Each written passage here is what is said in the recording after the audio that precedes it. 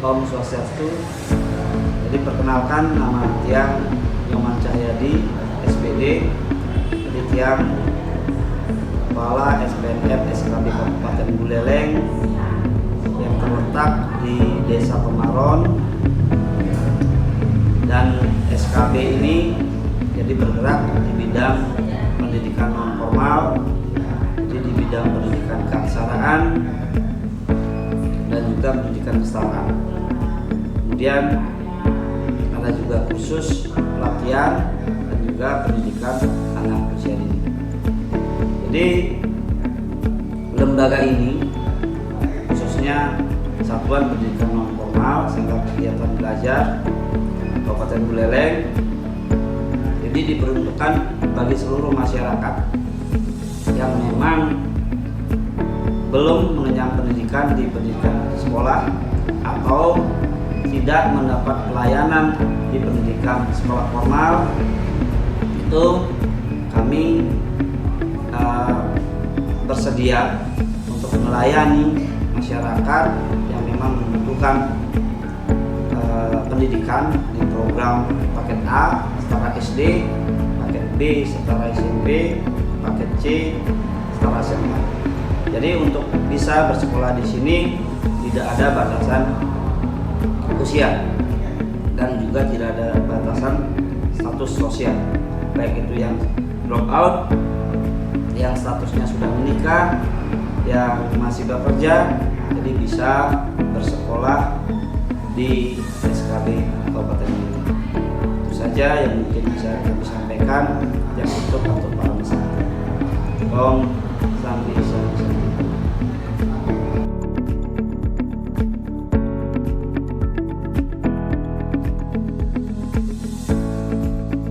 Sebelumnya mengenai beberapa pengalaman di pemimpinan di sini.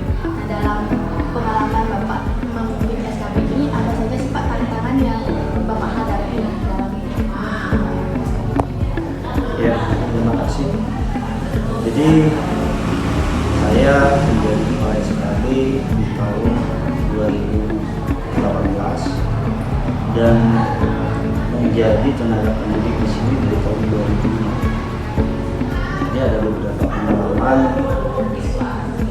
memang dari sejak saya menjadi kepala itu banyak tantangan yang kita hadapi. Yang pertama, selang klasik, jadi masalah pendidik yang memang karakteristiknya berbeda dengan sekolah formal. Jadi banyak latar belakang karakter peserta didik yang berbeda.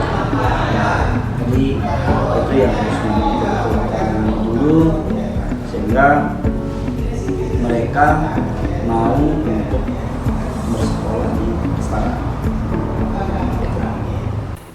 Dalam wawancara, Nyoman Cahyadi menyebutkan bahwa salah satu tantangan yang paling signifikan yang dihadapi selama memimpin SKB ialah karakteristik peserta didik yang unik dan beragam. Sebagai lembaga pendidikan non-formal, SKB melayani individu dengan latar belakang yang seringkali bermasalah, seperti putus sekolah, kesulitan ekonomi, atau motivasi belajar yang rendah.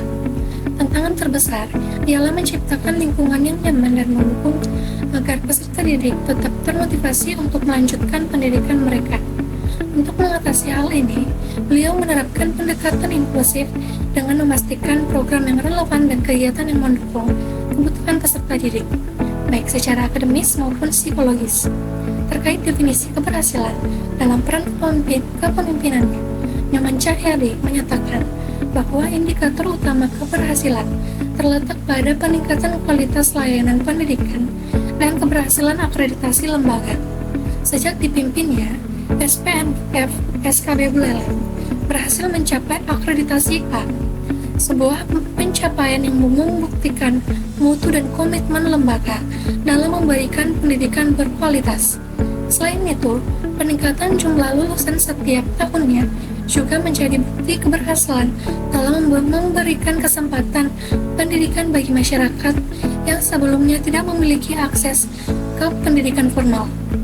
Keberhasilan ini tidak hanya berdampak pada individu peserta didik, tapi juga pada pengembangan masyarakat secara keseluruhan.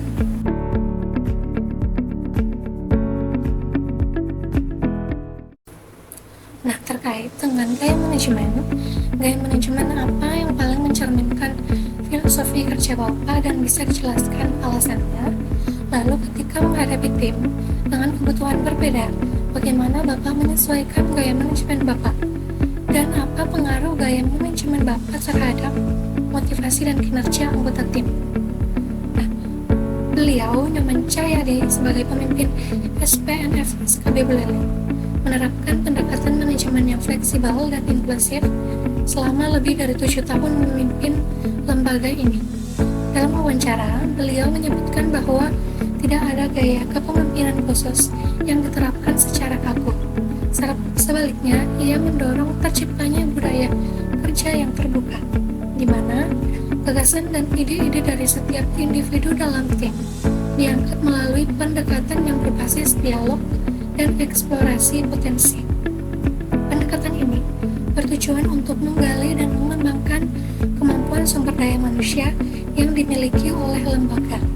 Dalam menghadapi tim dengan kebutuhan yang berbeda-beda, Nyoman Cahyadi menyesuaikan pendekatannya dengan cara menyatukan anggota tim yang memiliki kemampuan beragam.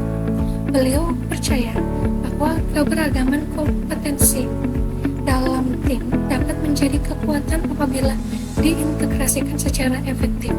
Oleh karena itu, tim dengan kemampuan lebih tinggi atau lebih rendah digabungkan untuk menciptakan sinergi, memungkinkan kolaborasi yang saling melengkapi dan mendukung pencapaian tujuan bersama. Pengaruh dari gaya manajemen ini terhadap motivasi dan kinerja tim sangat signifikan. Beliau menciptakan suasana kerja di mana tidak ada hierarki kaku antara pemimpin, staf, dan anggota. Setiap individu memiliki kesempatan yang sama untuk menyampaikan pendapat, memberikan solusi, dan sama untuk menyampaikan gagasan. Pendekatan ini memperkuat komunikasi antar anggota tim, menciptakan hubungan kerja yang intens dan harmonis, serta meningkatkan motivasi dan rasa memiliki di antara anggota. Dengan demikian, gaya manajemen yang diterapkan tidak hanya meningkatkan efisiensi kinerja, tapi juga membangun lingkungan yang mendukung inovasi dan kerjasama. Nah, lalu terkait dengan pembuatan keputusan, ada pun pertanyaan yang kami berikan kepada beliau, yaitu terkait dengan bisakah Bapak menjelaskan proses yang Bapak ikuti saat membuat keputusan penting di tempat kerja. Lalu bagaimana Bapak memastikan bahwa semua perspektif pemangku kepentingan dipertimbangkan dalam proses pengambilan keputusan, dan ceritakan tentang sebuah keputusan sulit yang pernah Bapak buat, apa hasilnya dan pelajaran apa yang Bapak ambil dari situasi tersebut. Nah, proses pengambilan keputusan di SPNF SKB Buleleng didasarkan pada pendekatan partisipatif dan koordinatif. Nyoman Cahyadi selaku kepala lembaga selalu melibatkan seluruh tenaga kerja, baik pendidik, staf administrasi maupun tim lainnya dalam rapat bersama untuk merumuskan keputusan penting yang berhubungan dengan operasional lembaga. Pendekatan ini memastikan bahwa setiap keputusan yang diambil sesuai dengan situasi aktual di lembaga dan mempertimbangkan masukan dari semua pihak yang terlibat secara langsung.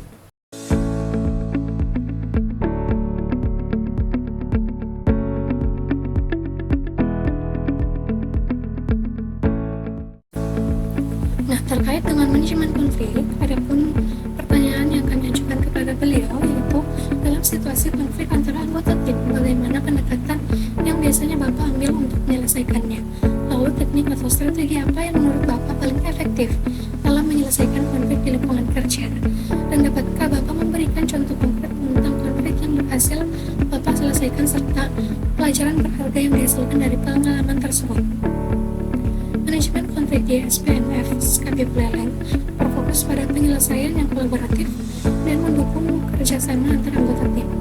Nyoman Cahyadi, kepala lembaga, menekankan pentingnya komunikasi terbuka sebagai langkah pertama dalam menyelesaikan konflik. Setiap anggota tim yang terlibat diberikan ruang untuk menyampaikan pandangan dan keluhannya secara adil dalam suasana yang netral. Proses ini memastikan bahwa semua pihak merasa dihargai dan mendorong terjadinya dialog konstruktif. Pendekatan yang dilakukan melibatkan mediasi langsung oleh pemimpin. Dalam mediasi ini, Nyoman Cahyadi bertindak sebagai fasilitator, membantu pihak-pihak yang terlibat memahami perbedaan perspektif dan menemukan solusi yang saling menguntungkan. menciptakan lingkungan kerja yang inklusif. Konflik tidak hanya dianggap sebagai masalah, tetapi juga peluang untuk memperkuat hubungan kerja dan meningkatkan efisiensi tim. Nah, strategi utama yang diterapkan ialah kolaborasi dan definisi peran yang jelas.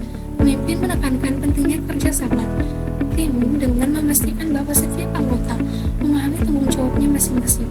Selain itu, penegasan komunikasi terbuka dalam setiap proses kerja menjadi prioritas untuk mencegah konflik yang disebabkan oleh kesalahpahaman.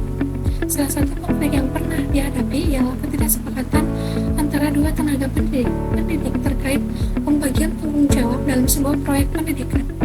Konflik ini mempengaruhi produktivitas tim secara keseluruhan.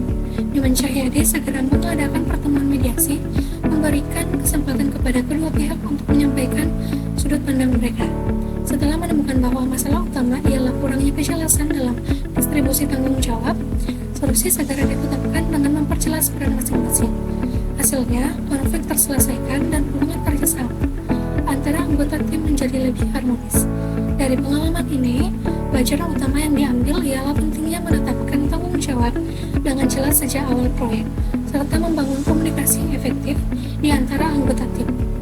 Strategi ini tidak hanya berhasil menyelesaikan konflik yang ada, tetapi juga mencegah potensi konflik di masa depan dan meningkatkan solidaritas tim di SKB Buleleng.